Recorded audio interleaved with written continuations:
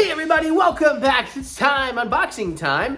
I'm in a good place.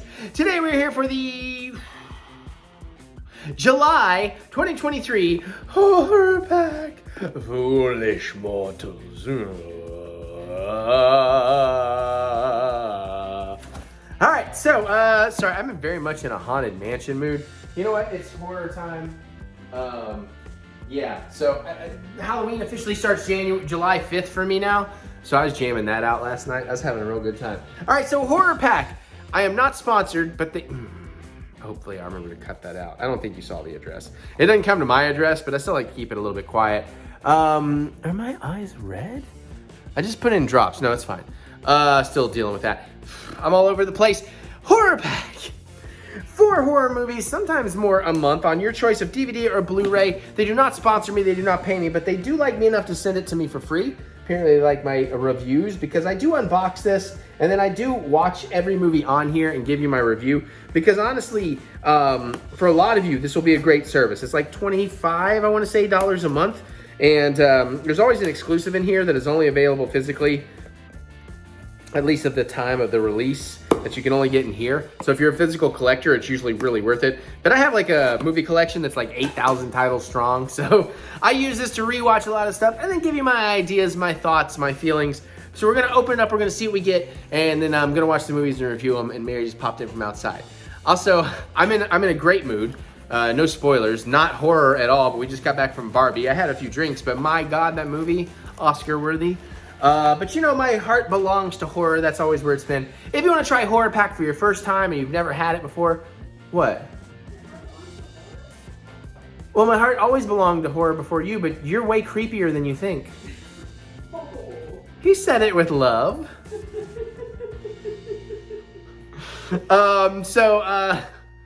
Wow, her superpower is strong. Thank you, Derailer. Oh, horror pack, $3 off if you've ever used it. Code is BloodyButts, BLOODY, all caps, all one word, and I love that they let me use that. I even got Haunted Mansion ornaments back there. I got my first Spooky Town thing. We're gonna throw it in the vlog. I'm gonna start making a vlog when it happens in July from now on, every week, what's new. Because I learned that, hey, you want to get the really good Halloween decorations and ornaments and stuff, it all happens in July. I'm good with that. Saw Terrifier in the theater last night. Watch Terrifier be in here. That'd be interesting. Anyways, have I said all this stuff? I should just get to it. Let's just see what we got in here, right? Let's just do it. Okay, oh, I have to check the spines. I knew I was forgetting something. Because they do number the spine, and I want to make sure I pull that out at the right time. Okay, let's see what our first movie is going to be. And last thing, they've been sending us all the Conjuring movies and like Annabelle movies. So I'm willing to bet there's either The Curse of La Llorona or The Nun in here. I'm going to put my money on The Nun, my least favorite. We'll see. Let's check it out. July, maybe we'll get some sharks. Jaws 2, Jaws 3. We'll see. What do we get?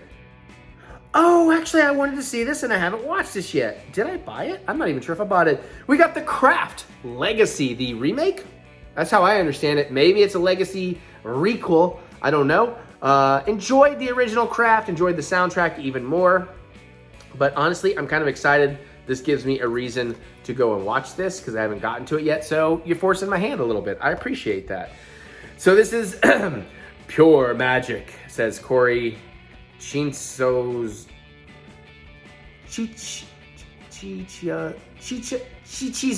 Chichizola? I'm sorry if I'm wrong. I'm trying to figure it out. From Cinema Blend in Blumhouse continuation of the cult hit The Craft.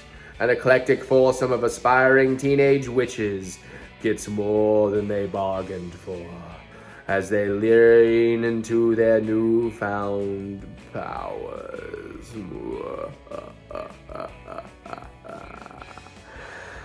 Special features include 2 featurettes, franchise legacy and powerful story, magical director, 4 alternate scenes with an introduction from the director. Who directed this? I don't know that person. Zoe Lister-Jones. I don't feel like I should read the credits. I'm afraid of the credit block. PG-13, doesn't mean immediately bad, but it certainly lowers my expectations because you usually get rated on intensity, and I like my horror to be intense. We got that, like Sony Columbia stuff going on here where I can't make out the fine print. I turned the lights up. I learned in the last few videos, like I've been leaving the lights a little dim and I have to like old man flashlight this shit. But this is more them. 94 minutes. Okay, I can handle 94 minutes. I kind of feel like since it's a legacy, I should rewatch the first one too, so we'll see. Anyways, that's a cool get. So it finally forces my hand on watching that. Not that I was dreading it. It's just, you know, I have a long list of things I'm way behind on catching up on. Okay, next up we get, ooh, I don't know this one. Oh, is it? Oh, that's Taye Diggs. That's Taye Diggs? Is that Taye Diggs? That is Taye Diggs. Okay. I don't know anything about this. Oh, Jessica, oh, I'm sorry for butchering your name. Uberaga? Like, we're Facebook friends, so that's kind of cool. And Michael Madsen, we get Incarnation. I'm sensing a witchcraft theme here. Based on the legendary demon Mammon, Incarnation is a twisted tale of greed about a young couple chasing the American dream. Brad, Taye Diggs, and Jessica Uberaga, I'm so sorry, move to Los Angeles in search of a better life. When they stumble upon a hidden real estate gem, they are elated by their turn of fortune. But if they soon learn that greed comes with a hefty price, when their ideal home is hiding a secret far more sinister than they could have ever imagined. Doesn't look like we have any special features. Don't really recognize. I mean, I vaguely recognize some of the releasing companies. It's not a big deal. And a tight, is that 88 or 86 minutes? My eyes are blurry between the eye infection and the drops. I just put in a new round of drops. I'm almost over it. I hope. Looks good. Looks interesting. I don't own it. I don't know anything about it. So Horror Pack is surprising me again. They're getting pretty good at that. All right, last chance. Maybe they're alternating. Maybe they're alternating their Conjuring universe stuff. I don't know. Let's see what we get. And before we get to the special, ooh, I have not seen this. I feel like I should like this. At the same time, I don't know about this particular quote because this particular quote feels like a huge spoiler. Okay, all right. The Intruder. I thought I misread it as like The Intrude, and I was like, what? You know what? Horror Pack, you've given me 2 I absolutely know nothing about, and 1 I've been meaning to see that might be Mary joining me for a review. So let's check this out. What do we got? One of the best suspense thrillers ever, says Mark S. Allen of ABC TV. When a young married couple, Michael Ealy and Megan Good, buys their dream house in Napa Valley, they think they have found the perfect home to take their next steps as a family. But when the strangely attached seller, Dennis Quaid, continues to infiltrate their lives, they begin to suspect that he has a hidden motivations beyond a quick sale. Actually, I should Google this. I feel like I did do a trailer reaction for this now that I read that. Special features include alternate ending, deleted and alternate scenes, gag reel. That is a rarity and that I miss. More things need gag reels. Cast and filmmaker commentary. And also becoming a staple that I miss. Making a modern thriller behind the scenes of Foxglove. So is this called Foxglove? What? That's a weird.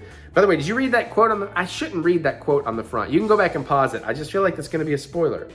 This is another one of those Sony ones where they put the stuff real small for me to read running time. They like to move it around, and then I'm wrong. No, this is Sony. Where the fudge is the running time? 102 minutes. Took me a minute, but I found it. Okay, that could be very interesting. I just want to check this out. I am curious. Did I actually do this? The Intruder. Before the Fire. The Intruder. Is this what I think it is? Dennis Quaid movie, 2019. I did a trailer reaction for this. I mean, it looks like it might be pretty good. Okay, cool. Is that PG-13? That's PG-13. The Craft is PG-13. And this is not rated. A little worried. All right, let's check out the main event, the independent film, well, I assume. Maybe they'll go back to doing like special classic versions, but I think they've kind of started basically being their own distribution company for independent stuff, which, hey, nothing wrong with that, except occasionally you send me one like last month. Sorry. Again, I reiterate, it is a miracle to get a film finished. It is a massive miracle to get a film finished and released. Trust me, for every film finished, there are 10 unfinished. For every film released, there are 10 unreleased, making 100, something like that. So let's see what we get for our numbered exclusive special edition, and will the art be cool? Ooh, the front's not even that good. So I'm gonna show you this in a second. You know, if you've been here a minute, and I love this. I think it's a friendly, joking thing with the Horror Pack people. I don't know how their systems work. I'd love to. But usually you get pretty great front art, because again, this is about being a physical collector, this box, generally. It's not meant to so much be, you could do a much cheaper version of this as an exploratory. Actually, there should be a digital unboxing. Horror Pack, jump on that. Like maybe you could even get like bigger deal stuff, like just like, hey, it's 10 bucks a month, we're gonna give you 4 digital licenses or whatever. Anyways, point being, since the physical box to me is more about collecting physical versions, I've always made the joke that it's like, okay, you get the key art that the filmmakers had done, so the fronts usually look good, spines are fine, but oftentimes the back is very under-designed and underdeveloped. This is the first time I remember seeing the opposite. So we have a film I have no idea about called Loon. But then you know what? The back is like fully fleshed out. Proper photos, credit block, award block, proper quote, proper descriptors. I mean, weird. All right, so this is not rated. I don't think this is gonna be one of those by people I know. So I'm actually giving myself a little light here. It's true, that slow burn thriller that pardon me. It's a true slow burn thriller that consistently mounts and builds to a bizarre and brutally ghoulish climax.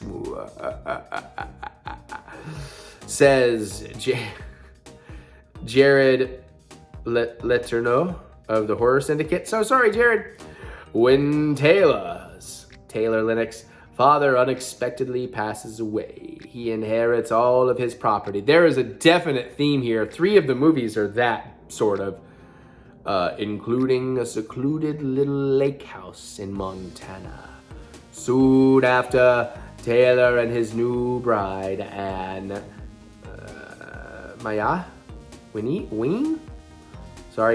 decide to honeymoon by the lake for some much-needed rest and relaxation. But as the two begin to settle in, things are not as serene as they seem. There's no one around. The forest is almost too quiet, and they soon encounter an overbearing neighbor named Chuck, Jeff Medley, who likes to carry around an axe. All right, special features include audio commentary, bloopers, and trailers. Hey, 2 gag reels, I love it. Lots of unknown festival awards. No knocks to the festivals. I'm not knocking the festivals. Festivals are important. Small awards are important. But I always find it a little weird when filmmakers like get a little braggadocious about, I don't know. Maybe I'm just being a dick. I'll accept it. I'm not perfect. Let's see. Do we have a runtime? Tight. Okay, 75 minutes. So at least if it's not good, it ain't gonna take long. And it's not rated. Horror Pack exclusive number 85. I do hope they do something very special when they get to 100.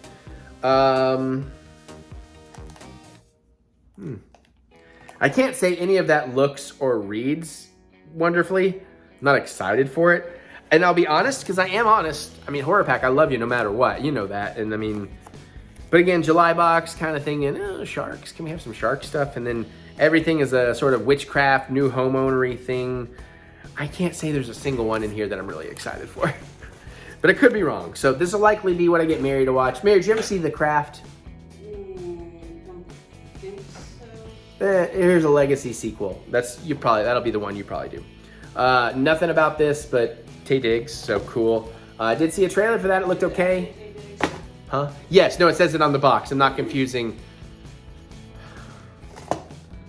with Roman from Fast and Furious. I took so much a deserved crap from Mikey P. You better tell me the actor's name, because you brought it up. Tyrese Gibson? I think. Sounds right. And then, okay. So I'm gonna go watch these movies. I'm gonna give you my reviews and show you the trailers. I think I'm a little bit worried that the Craft Legacy is gonna be the best one in this month. All right, so here's the movies. Let's watch. Okay, so I'm very, very late to this. I'm sorry, Horror Pack. I'm sorry, everybody. I fell way off the Horror Pack train for a minute. We were getting ready for all the vacation. I'm gonna sneeze. I'm like 4 boxes behind or something. All right, am I gonna sneeze? I don't know. Anyways, we're finally doing it. We finally watched all the movies. We're gonna get this out. So I'm gonna talk about The Craft Legacy. But first, I'm gonna say I did rewatch the original, The Craft, and I remember thinking it was okay back in the day. It's like, it's cool. I enjoyed it for what it was. But you know what? It still holds up really well. It's certainly full of 90s, and but it does have a really nice soundtrack, great performances. You know, maybe it's now by nowadays standards a bit of a cliche story, but you know, pretty interesting for the time and holds up very, very well. So then I watched The Craft Legacy. Very much an open mind. And in all fairness too, it has been like weeks since I watched it. So I'm trying to go from memory, but I do remember what bothered me the most. I feel like maybe it had a couple of cool moments in it. It did make me kind of care about some of the characters. I think the legacy element of it was super silly and predictable and like hardly barely there. I also think, and I gotta be careful how I say this, because if you don't know me, it could sound one way, but if you've been following me for a long time, you know me, you know my taste, you know I'm cool with everything. I'm super inclusive, you know, cool people are cool people, assholes are assholes, that's how I view the world. You know, and it's like, hey, if it ain't hurting anybody else, you do you, you be you, you live your life the way you want to live your life. So I'm not one of those like, oh no, it's woke type people. Like, I'm like, hey, cool, you know, it's like more representation, more, you know, showing the world's diversity and all that, cool. This movie though, I feel like it's one of those rare examples for me that takes it way too far. Like it really, it doesn't feel genuine. It's diversity, it's inclusion. It feels very forced and very corporate to the point where I feel like it was like written by committee with a whiteboard that just had all the boxes of like, here's every type of societal issue right now. And then they're just checking every single box, but just with like no tact or subtlety or cleverness. So it felt very, very heavy-handed and force-fed on a lot of that element. like I said, normally never an issue for me, never bothers me, but this movie, it was just so much of all of it from start to finish. I was like, oh, god damn. All right, yeah, I get it. Stop beating me over the head. I understand. You know, but I mean, it was okay.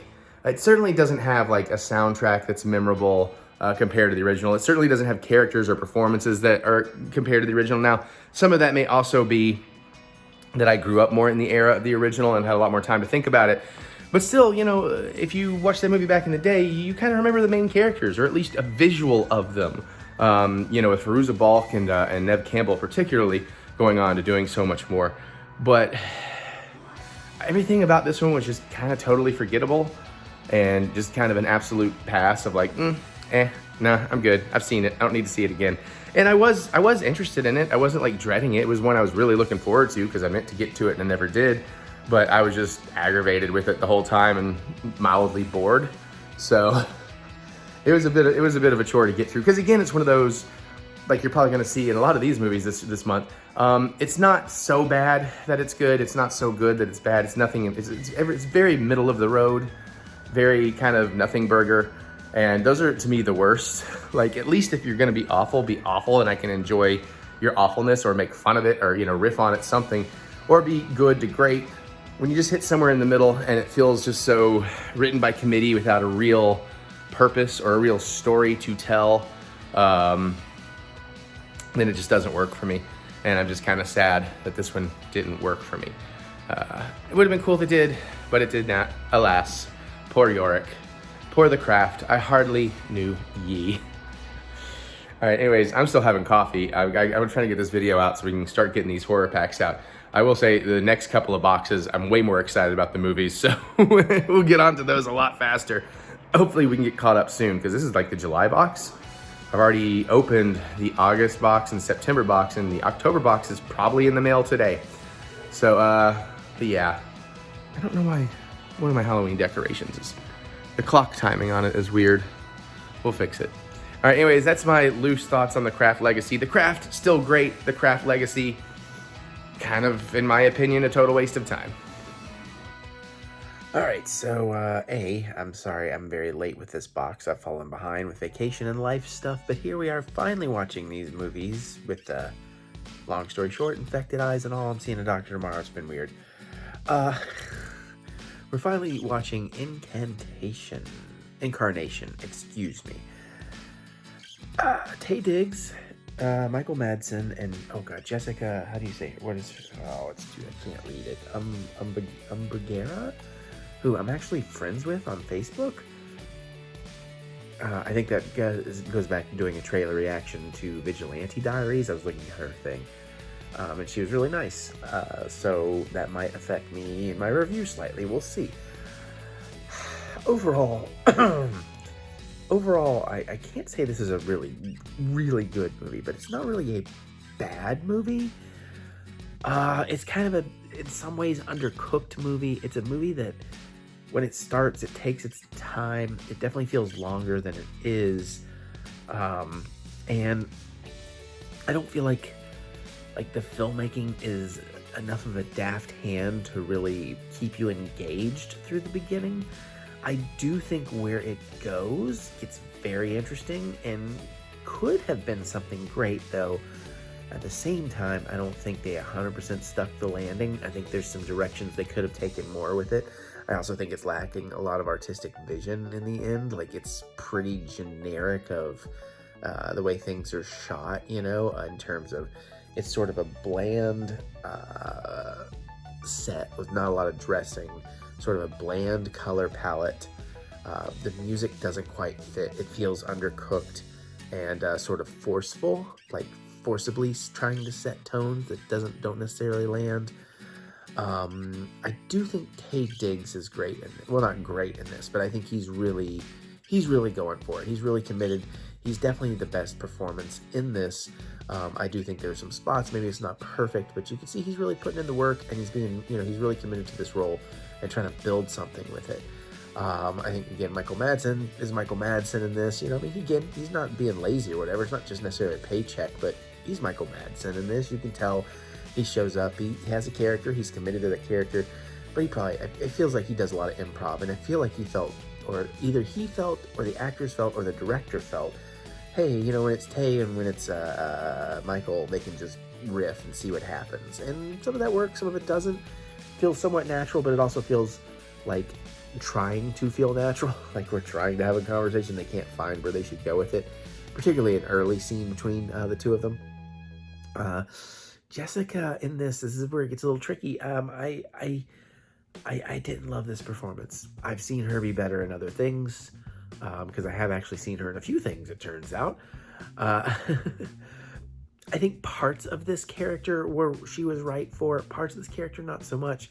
Again, some just real brief little moments, so it's like brief nitpick complaints, but like there's a moment and like she's picking up a baby, like, oh, and without being too spoilery, she's supposed to want to be a mother really bad, and I just feel like the performance in that moment of her with the baby should have felt more excited, should have felt more connected, more genuine. That's the one that specifically stood out. But so that's what I'm saying. There's some things in here where I think she nails it, some things she doesn't, but I also think her character is written somewhat confused in terms of how into what's going on she's into versus how not into some things she ends up. I also think it's a little bit hard to get into this movie because I didn't like anybody. I didn't like the characters, but I do think to some degree that's supposed to be the case. Again, I'm trying to tiptoe so I don't spoil too bad or anything in here. It's weird because I think it's like 88 minutes, but it did feel like 2 hours. It kind of dragged. And again, the music didn't really work for me, and the cinematography, and some of the scares are just obvious and, you know, kind of typical. It doesn't feel inept. It doesn't feel like it's made by people that, you know, like, obviously a lot of the crew have done a really good job here. It's well lit for what it is, you know, artistically somewhat, but I feel like there could have been more style. And I do think the director goes for a couple of moments of style that don't quite work, but then some things also are just like, why? Like, why would you even do this shot of him getting out of bed that tilts the camera towards his feet? It says nothing. It has no purpose. It's just, oh, I found this cool shot accidentally, I'm gonna leave it. It's what it feels like. And there's not enough of that, so everything else just feels kind of paint by numbers. It feels like, I worked on a movie a long time ago by a friend, and I'm not gonna drop names or anything, but low budget production, not no budget, low budget. So I think they had 80,000 to 100,000. No big names or anything, but we had enough real crew and gear, and you could tell the technicals were there, but you could also tell the director was a bit of a first timer. This feels like that, but maybe like a second time director with a little bit more money and some names in it that'll give a better performance. But, you know, I mean, somebody that, like, if I go watch their other films, maybe they're getting better and better all the time, and I hope that's the case, because, you know, people got to grow. They got to fail to grow. Failure is the best teacher in that regard. But then I also have a few nitpicks, like, again, without spoiling anything, I think the end, they set something up that could have been kind of cool. There was 2 or 3 different directions they could have gone that would have twisted and made it kind of fucked up and dark, or at least a little unexpected. But then they kind of just play by numbers, and then also that, like, it's just very bland and dry and rushed. There's a little bit of a time jump, and then things just kind of happen, and everything's kind of over with very predictable results in some ways. There's some flashback backstory stuff that I think needed to be worked out more than it was. And one thing, okay, this is on me. This one's on me. But there was one particular detail in this that annoyed me and, like, just bothered me and made me think about other things for a minute. But it's so stupid. It has nothing to do. I'm not judging the movie by this at all. This is just a me thing. There's one point when it's like, hey, honey, hey, my husband, I'm going to get some wine. Would you like some wine? He's like, yeah, but I'll take some white. Okay, it's like, fine. I like white wine. I like red wine. He's like, oh no, he said that, but I don't want red. They keep their white wine on the counter. It was like corked and on the counter at room temperature. Like, who drinks white wine at room temperature? White wine's chilled, man. It's weird. There's an argument for lightly chilling red. I prefer room temperature red, but white wine? And then she comes back with a glass that is filled, like, even a pour that even I would be like, ooh, that's too big a pour. Okay, that was just my drunk ass having a little fun, but that is just one weird thing that stuck out to me. But again, I do think conceptually here there is something really good. I do think elements of it were achieved well, but I think it suffers a lot of the fate a lot of things suffer, which is just undercooked. It could have been further developed. It could have been thought about more. Could have used a couple more drafts, a couple more, thought processes. And I mean, I don't know that it's true of all filmmakers, but I feel like as a director, you're supposed to have a vision. Like, you can see and hear this whole movie in your head, and you have unique ways so everything feels like it flows and connects and moves together. But I don't feel like that was how this, like, especially, and even if you aren't going to do that through the whole thing, I feel like if you're going to, this is one of those movies that, like, slow builds to a climax. I feel like that climax should have been, there should have been some, and maybe they just couldn't achieve it budgetarily or whatever, but I feel like it should have been landed with some version that you felt like, good or bad, there was an artistic vision behind the end. And there wasn't. It was pretty generic, wide, medium, close-up stuff. And there's a little bit of digital effects in here that are not great, but I'm not going to get that mad about that. Worth watching? Yeah. For some people. Like, you're going to catch it on say, Tubi or something, or, whatever you're into, and you're just bored looking for something. Sure.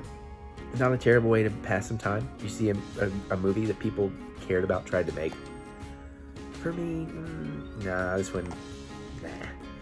But anyways, I'm going to see if I can watch some more horror pack stuff tonight. Honestly, in hindsight, I've put off this, I believe, July box? Are we in the July box? Whatever month I put this one off a while because, in hindsight, all the movies, I was like, I'm not, like, even slightly excited for any of these movies. And I've gotten into very much a food and music place, and now aggravation with the whole eye thing over the last couple of months. It's been just up and down and crazy. But I'm going to try to get back through it. I'm going to try to get through this one and the other box they've already sent me before we go on vacation. So hopefully they'll come out before and during us on vacation, which hopefully will still be happening, because I can't really, that's a train that is going. And if I can't get on it, it's going to be, not good. I should be. It's just a matter how much. Anyways, that's for vlog. We'll talk about all that. All that stuff's in the vlogs. Let's go watch some more horror pack movies. Okay, so we did The Intruder with Dennis Quaid, and first and foremost, just want to throw this out there. Terribly sorry to people at Horror Pack and anybody waiting on these videos. We fell way behind with vacation and everything, but also this month's box. Was challenging? It was hard to get excited for. But hey, we're doing it. I got one more myself. So anyways, we did The Intruder. And I'm I'm more annoyed and just like, whatever, man. Just move on. Yeah, it's one of those things. It wasn't good, but it wasn't bad enough to make fun of for the most part. Right. And there's a lot of good in it, but the things that are bad are just the perfectly wrong things to have be bad to make it unenjoyable. If that's a word. There's part of me wonders, like, maybe we're the wrong demographic. No, I don't think it's that. I think there's a generic element to this, because you know me, I can totally get into this. I can feel anybody's pain. I can relate. I can put myself in that headspace, at least to a degree, to enjoy it. But that's where my biggest problem comes in with this: is every character in here is incredibly stupid. Every character in here is completely unlikable, and so I just find myself through it like, why should I care? Sure, it's a fairly cliched setup and comment, so but those movies can be done really well. They can grip you, you can care, you can feel invested. But I didn't hear it because everybody's dumb. The wife is super dumb. And I'm talking from a writing standpoint, not thinking the actors. The only real saving grace here is that Dennis Quaid is fucking killing it in his performance, despite how maybe slightly ridiculous this thing is. And everything is very obvious, set up, cliche. You'll figure it all out well before anything is revealed. There's no surprises to be had here. Except maybe a line at the very end is kind of badass. They turn it around slightly, but that's my overall. But I mean, yeah, because I don't think it's about us, our demographic. Like, we like all kinds of stuff. Well, no, it's more the point of, I do wonder if it would hit differently if you are, black. Well, I doubt. I don't. Oh. No, I think you're completely wrong there. Because again, you've seen plenty of movies that have nothing that are about the black experience, for lack of a better term, and you can get into that. So no, absolutely not. Okay. Shutting that down. That's an inaccurate statement. Think about. That's all I had to add. So. Well, no, think about things like Moonlight. Mm-hmm. There was nothing for like heteronormative white people. It had nothing to do with us per se, but you could totally get into it because you cared about the stories, right? So that's what I understand that. That's actually good writing. Yeah, that's what I'm saying. Good writing. Yes, that's. So, in which case, it's again, depending on who they're writing for, they may rely on that to do the heavy lifting for them. Well, then, okay. So I see where you're coming from in that regard, and in that case, I think we both agree that is bullshit and totally lazy. Like, if that's what the case was. Yeah, I'm saying. Okay. I get what you're saying now. Sorry, it didn't come out right, so I felt I had to kind of defend that, because even for you, like, I know we'll see all kinds of people's situation, and we can relate through the storytelling at the very least. At least we know enough to know we don't know it well enough to know for real, but we try to understand the best we can. All walks. That's one of the things I love about art. Like, it's not the actual experience, but it's enough of getting to learn or getting some insight into other experiences you might not experience otherwise. But no, you're right. It's just lazy writing. That's the biggest sin of this. Again, the performances and everything are fine, but people are so dumb. His wife is so dumb. Is she dumb or is she naive? Yes. Same. But again, and I think that's why I'm so mad about it, because it's like, it's one of those things, I just want it to be over. Like, come on, you're dragging, again, Dennis Quaid is intimidating, but like nothing happens till like an hour 10 into this movie. It's all atmosphere that is, not like masterfully done. It's achieved, I suppose, but it's not masterfully done. Like, I don't know if it's a first time filmmaker or what, you know, it didn't feel 100% smooth throughout.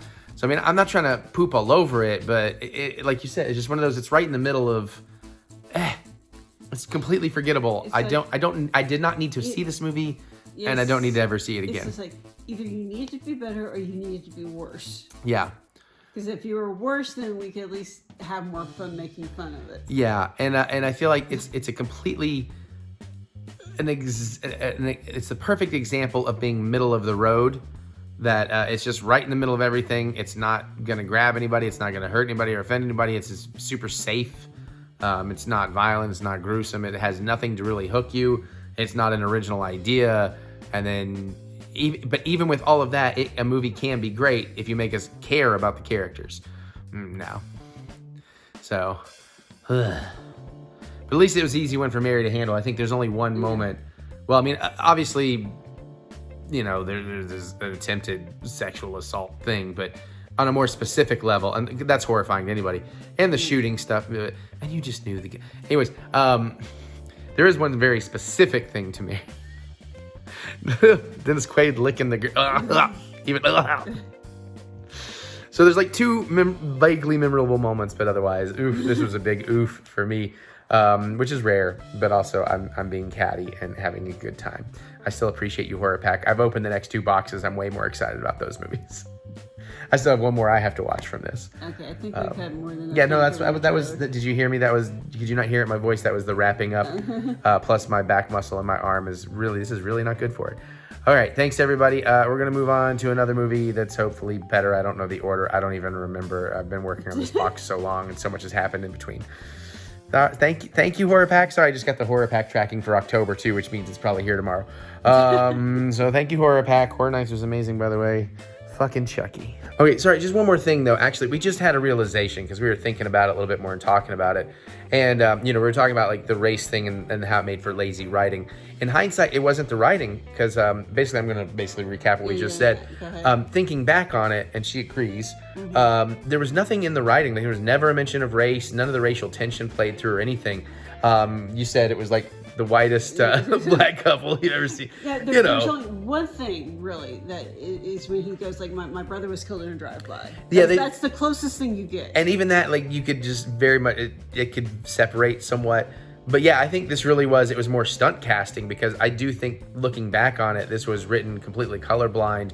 Most, you know, and then it's more likely a casting director said, "Hey, let's make the couple black and the guy white. Maybe we'll get some extra tension out of that."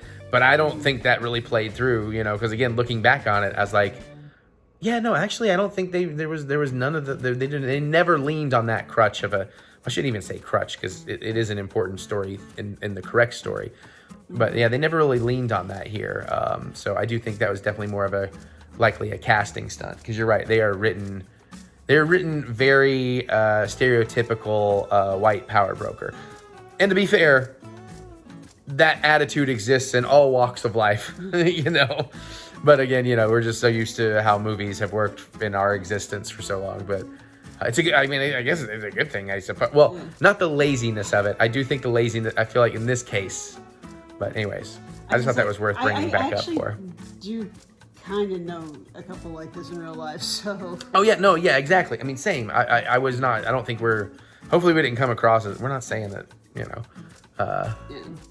That it can't happen. I'm just saying where we were talking about the potential race issue in the writing, I just wanted to come back with like, wait a minute, no, let's clarify that because that was incorrect now that I thought about it. Yeah. Anyways, you know, we just try to be fair in what we're talking about. You know. But anyways, my arm, my arm. Plus, I just want to do this again because you know what? Tonight's Wednesday, so I get to watch some fucking Chucky.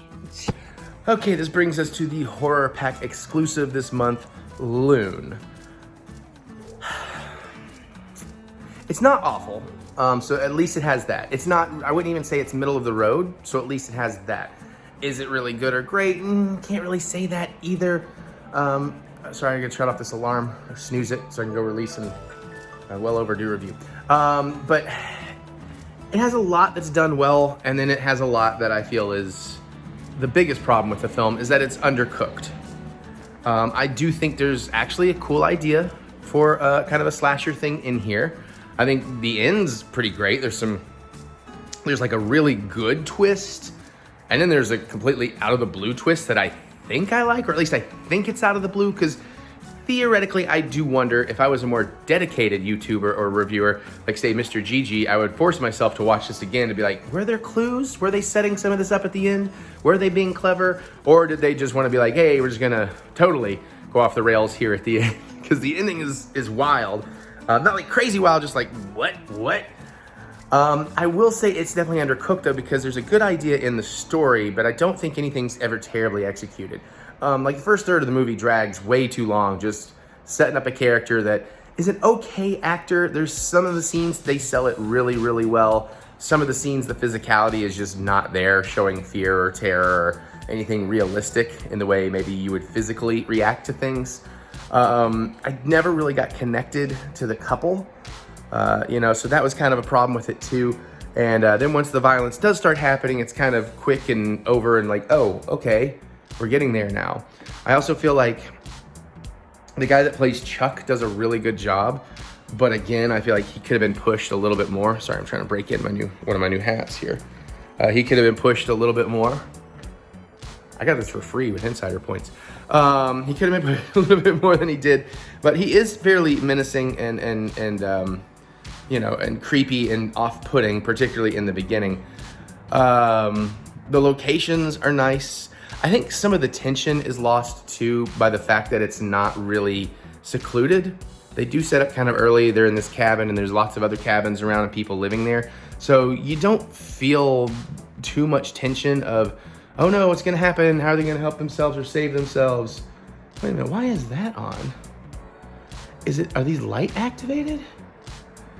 Oh, these might be light activated. It's just dim enough in here. Weird. So there is that, and then kind of like you kind of wonder once murder starts happening, there's like another character that has a brief cameo at one point. Maybe that person maybe shows up as a body later. I don't know.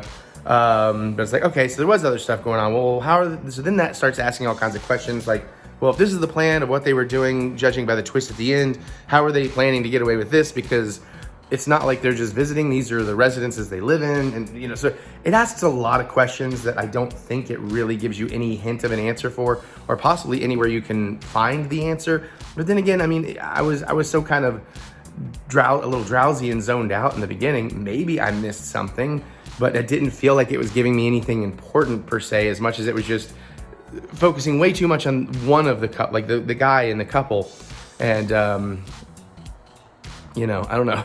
It was awkward. There's like even a part where they take 2 minutes for him to just sit by himself at a campfire and play a song, an original song. And I had to look. It was not. It almost felt like it's one of those. It felt like it was one of those things that's forced in by like the star is also the writer, producer, director. It's not the case, but that's what it felt like. Like, hey, I'm just gonna show off all my other talents too. But it's weird he's by himself. There's also a thing with like firewood. He was gonna chop firewood. He comes back and the dude who does all the firewood has already replaced it with firewood. But is it supernatural? Because how would you have done that quickly? So I don't know. It doesn't really seem to have rules that it's playing within. So like it's just kind of a movie that does what it wants to do for the sake of what story it's trying to tell, and doesn't really establish clear guidelines. And not that they have to like spell that out for the audience, but it just feels very loosey-goosey and, like I said, kind of undercooked. But it's very well shot. It's pretty well edited. Like, it's not super dull. Doesn't really terribly drag, except maybe more just scripting-wise drags a bit in the beginning, that there's a bit too much of that stuff. And it didn't. And if the purpose was to make me feel for the character, it didn't really do a good job, because I didn't really care that much. I cared more about the wife or fiance. I guess she was a wife. Yeah, and like the cabin, like it's all like open windows and glass, so it could have been more terrifying than it is, but it wasn't. And then like the lighting at certain points, and I know it's more of a budgetary thing, but like when we finally get to like kind of a almost captured, torturous kind of scene, they basically just turn every light on in the cabin, so it's like all just washed in light so they can film it easier. There's no real like atmosphere or mood, so kind of lacking there. I mean, I feel like I'm really crapping on the movie, and I don't want to, because it's not that bad. I don't hate that I saw this. I mean, would a trailer have sold me? I don't know. I don't know that I would have actively sought this one out, but I saw it and I'm happy that I saw it. Unlike one or two of the others in this month's box where it's like, I would have been fine had I never seen that. But but yeah, so I guess that's it. That's how I feel about Loon. Let's actually wrap this box up. And yeah, because I got to go eat dinner with Greg Nicotero at his restaurant tonight. For reals, I'm doing that. It's a thing, though. It's not like just me specifically. It's for Scarefest. All right, happy spookies, everybody. Enjoy. And love you, Mutant fam, if you're watching. Love you, everybody else, as well.